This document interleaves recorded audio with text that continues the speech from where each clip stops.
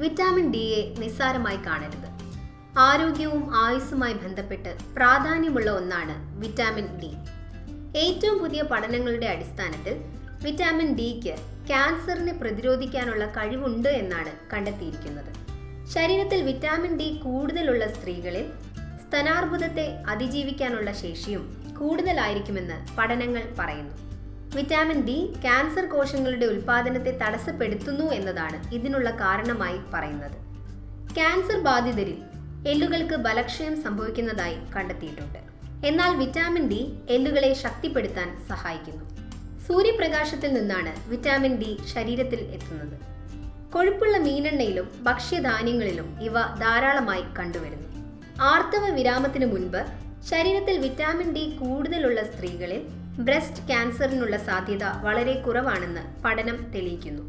Kaiser permanent northern California division of research 1666 സ്ത്രീകളിൽ നടത്തിയ പഠനത്തിന് ഒടുവിലാണ് കണ്ടെത്തലിൽ എത്തിച്ചേർന്നത്.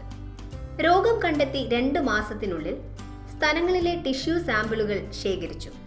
കൃത്യമായ ഇടവേളകളിൽ സാമ്പിളുകളിൽ പരിശോധന നടത്തിക്കൊണ്ടേയിരുന്നു. സ്തനാർബുദത്തെ മാത്രമല്ല, മൂത്രാശയ ക്യാൻസറിനെ പ്രതിരോധിക്കാനും വിറ്റാമിൻ ഡിക്ക് കഴിയുമെന്ന് പഠനം പറയുന്നു.